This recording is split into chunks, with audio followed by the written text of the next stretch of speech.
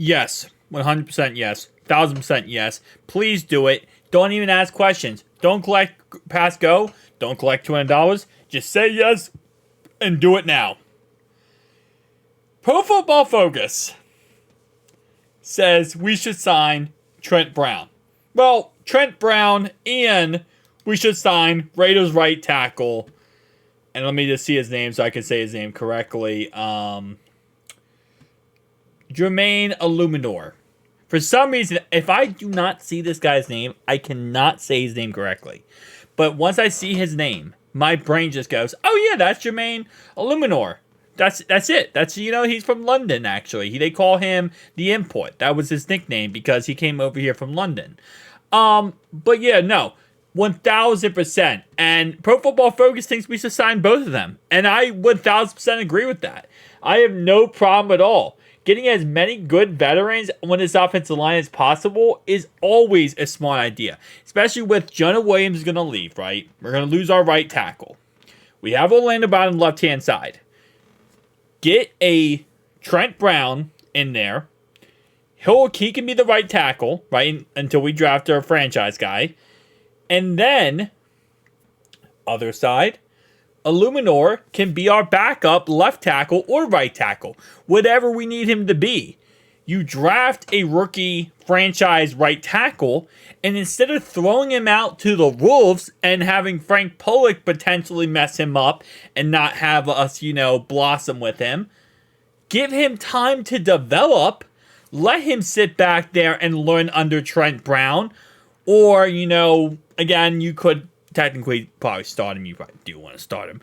But even then, have Trent Brown as a backup then. Even if you're like, hey, listen, we spent an 18th overall pick on him. He's going to start. Then have Trent Brown as a backup. But if not, you could also have Trent Brown as a starter. Have a right tackle, franchise right tackle, sit behind him, learn for a year. If we need to use him because Trent Brown's not working out, he's right in there to fill in. Injuries, problems, right there to fill in, and vice versa. If you want to, draft a franchise right tackle, start him and have Trent Brown as the backup, potentially. I'm not against the idea either. My point is, though, as much depth as possible on this offensive line is what we need. Protect Joe Burrow. Draft a left guard in this draft. Have 2 left guards that can start. You have Teddy K, who's a starter. You have Kappa, who's a starting right guard. You have 2, potentially 3 right tackles that can come in, or 1 can play left tackle if you needed them to. This is a humongous W, and I agree 1000%. Now, let's talk about Trent Brown. He has played last season 579 snaps at left tackle, right? But he's also played at right tackle. He's played left tackle. He's played right tackle. And I don't know if it shows it on this list here. Let me kind of go a little bit down here. It does actually. So he's played majority of his career. And I'm going to have to do this like this. You can see he's played majority of his career at right tackle. He's played 3,090 snaps. Actually, not majority. He's actually played pretty even between the two. So getting him, the versatility, okay, where he has played left tackle just as much as he's played right tackle. He can play it at a high value. He can play it at a very top end. This is more than anything. If you're talking about picking up a free agent, this is what you need. Because even if you're like, hey, listen, franchise right tackle starting, we drafted him for a reason, having a backup or a mentor of anything behind him would be a blessing in disguise. And if you want to start this guy, Trent Brown, and have the backup learn, you have that option. This is one free agent where I want Dalton Schultz very badly. I would love to have Trent Brown in this roster. As a backup or as a starter, whatever we end up doing with it, just having that option, especially with his versatilitiness, who Cody Ford, who Jackson Carman, who, we don't need that, right? will have this guy in there and get that job done. And then here's the next thing, right? This is why I love Jermaine Illuminor here, because he's played right tackle 1,800 snaps in the NFL.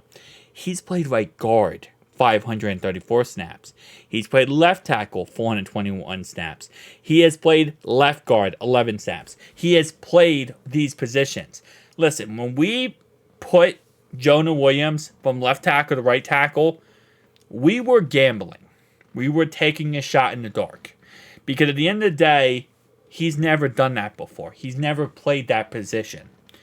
And we didn't know what we had in him at that position. Clearly, it didn't work out, right? Clearly, it was a mess. Now we have a chance to bring in players that we know what they are at those positions. We know how good they are at those said positions. We know what we can expect from them at those said positions. 1,000%, I would love to bring in both. Bring in both. And, obviously there might be a situation where it's like, well, does, Jermaine Illuminor here want to be a backup? Well, guess what? If he wants to come potentially win a Super Bowl, and he wants to be on the team, as he said, that can beat the Chiefs in the biggest moment possible, this is the biggest moment possible. And what we have learned from the 2019 Philadelphia Eagles, when they lost Carson Wentz and they had to win a Super Bowl with Nick Foles, and they had a lot of injuries on their team. You cannot win a Super Bowl unless you got depth. Depth. Thank you. DEPTH. You can't win a Super Bowl unless you have people behind your starters that can come in, answer the call of duty, and start on your team and play in a very successful way. If not completely as good as your starters can play, at least 60-70%. We can't go out next season and have Cody Ford as a potential fill-in as a backup. Cody Ford is not good. I love Cody Ford. I do. I love him as a person. I don't love him as a player as much. He's not an option. Max Sharpening, whatever his name is, he's not an option. We need backups that we can rely on to at least play 60% to 60 to 70% what the starters will give us if they are down. You might say, well, that's kind of difficult to do. Figure it out. Because we have to protect Joe. And there's no ifs and buts about this. Well, what about no? There's no this, and no. No. It is, we have one job. Keep number 9 on the field. If he's on the field, we win a Super Bowl. Keep him clean and keep him on the field. Peace out, guys.